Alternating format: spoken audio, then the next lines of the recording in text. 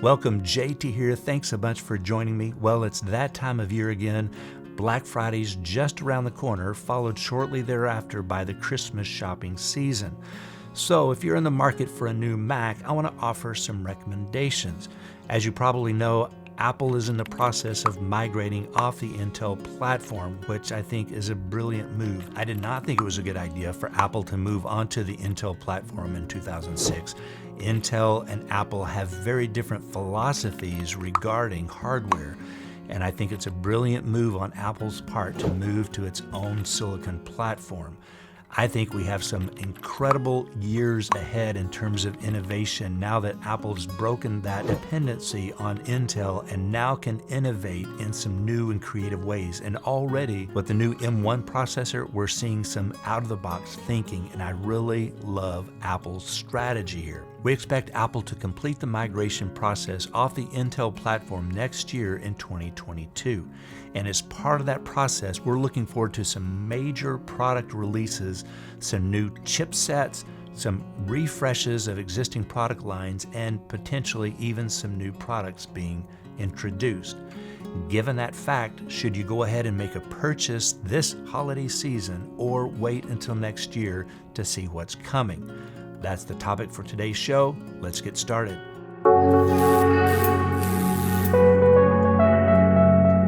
I created this graphic to help you see where we are in Apple's Mac migration process. As you can see, Apple has completed the migration of the MacBook Pros off the Intel platform. That is, if you go online, Apple no longer sells the Intel-based MacBook Pros. Now, that doesn't mean that you can't go into an Apple store and find an Intel-based MacBook Pro still in inventory, or particularly going to a third-party reseller and finding that they are still selling the Intel MacBook Pros because they still have some in their inventory. And you can now see that Apple has completed the migration for the MacBook Air. That is, if you go to their website, you can no longer purchase an Intel-based MacBook Air. Once again, you may still find it in inventory at Apple stores or third-party resellers. Apple's still in the process of migrating its all-in-one desktop, the iMac, off the Intel platform. The 24-inch version has been fully migrated off Intel onto Apple's M1 processor, but the 27-inch iMac is available only on the Intel platform. Apple has partially migrated the Mac Mini over to the M1 processor, although the Mac Mini Intel is still available on Apple's website in the i5, and you may find an i3 available in some resellers' inventory. Apple has still not migrated the Mac Pro onto its own silicon. It's still only available on the Intel Xeon W processor. Now, I do not recommend that anyone buys an Intel-based Mac. The moment you take it out of the store, it is obsolete, and it's only a matter of time until Apple stops supporting Intel processors altogether in its future operating system releases. Now, that's going to be many years in the future, but still, the clock is ticking. No matter what kind of deal you find on an Intel-based Mac, I would steer clear of it. Now, if you can drop $2,000 or more on a Mac, I highly recommend you check out the new 14 and 16-inch MacBook Pro based on the M1 Pro and the M1 Max processor. This is an incredible machine, one of the biggest leaps forward that Apple has made in its Mac product line in many years. The M1 Pro and M1 Max chips are off the charts in terms of brilliant chip design, incredible processing performance, and power efficiency for prolonged battery life. Now, its price tag at $2,000 or more is going to put it out of the reach for many, but if you're a power user and you can make that purchase, I highly recommend that you do. They offer massively improved performance, longer battery life, significantly improved thermal performance, improved audio system, more ports, finally, thank you Apple, including 3 Thunderbolt 4 ports, an HDMI port, an SD card slot, and the much beloved MagSafe 3 port. Its new mini LED liquid retina XDR display is incredible, a thing to be seen. Its 1080p webcam is much appreciated. Now, I waited 2 years to upgrade my laptop, waiting for this 14-inch MacBook Pro to come out. And now that it's out, I couldn't be happier. I purchased the 14-inch M1 Max version, and I'll be giving a review of that shortly. Apple moved the 13-inch MacBook Pro over to the M1 in 2020. However, they basically just dropped the new chipset onto the existing design of the MacBook Pro at that time, so the design is a bit stale.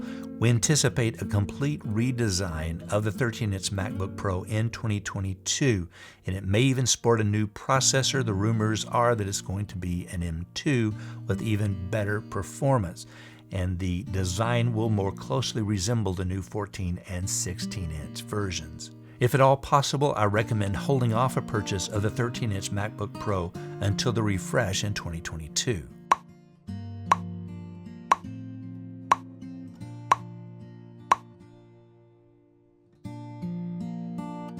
Now, Apple migrated the MacBook Air over to the M1 processor in 2020. Here again, they basically just dropped a new chipset into the existing design of the MacBook Air. So the design is getting a bit stale. The M1 MacBook Air offers a lot of performance and good battery life for an affordable price starting at just $999. If you find it for a good deal this holiday season, it still offers a lot of bang for your buck. If you can hold off till 2022, we expect to see a major refresh.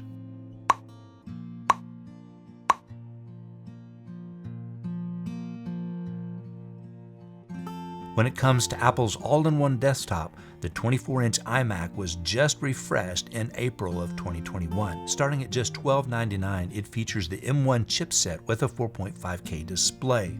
I don't recommend anyone purchase a 27-inch iMac at this time because it's still based on the Intel platform. That product is expected to be refreshed in 2022, and there's even rumors of an iMac Pro coming out that may replace the 27-inch version. So hold off on purchasing a 27-inch iMac at this time.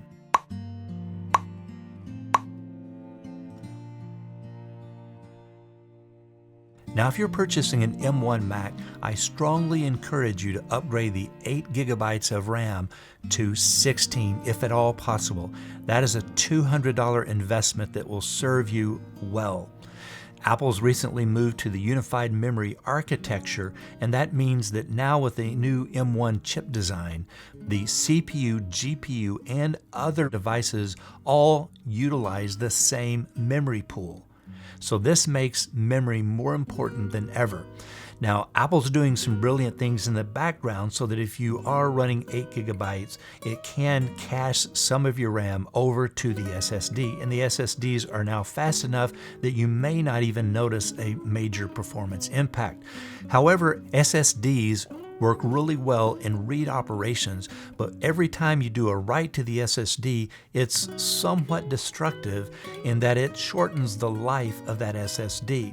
And so if your Mac is constantly caching memory over to the SSD, it's going to shorten the life of that device. And since the SSD is soldered onto the motherboard, you're talking about shortening the life expectancy of your Mac. Now, I've been building PCs and buying and selling and consulting on them for almost 40 years. And in that time, the biggest buyer remorse that I've seen consistently is people purchasing too little memory. Everyone seems to think they're going to underutilize their computer, but over time our needs tend to escalate, and we end up trying to do more with it than what we thought we initially would when we made the purchase. And so making an investment in memory is going to serve you well over the long haul. And so for me, that $200 upgrade in RAM to 16 gigabytes is going to produce a longer shelf life of your Mac. And in the event you sell it at some point in the future, you're going to recoup a good chunk of that $200 in its resale value. So if there's any way you can upgrade that 8 gigabytes of RAM to 16, I strongly encourage you to do that. Apple began upgrading the Mac Mini to the M1 processor in 2020, although you can still purchase both an Intel and M1 version. I strongly encourage you to stay away from the Intel to buy the M1. For $899, you're getting a lot of computing bang for your buck. This is one of the best deals in the Apple Mac product lineup. Now, Apple is expected to refresh the Mac Mini in 2022. This will include deprecating the Intel versions and possibly coming out with a new version based on the successor to the M1, the M2 processor. It may very well be that Apple offers an M1 and an M2 version starting in 2022. But I would not let that keep you from going ahead and making a purchase of the Mac Mini. The M1 gives you a lot of bang for your buck for $899. Again, I would upgrade that memory to 16 gigabytes. That then puts the price tag at $1099, but that's still a good investment.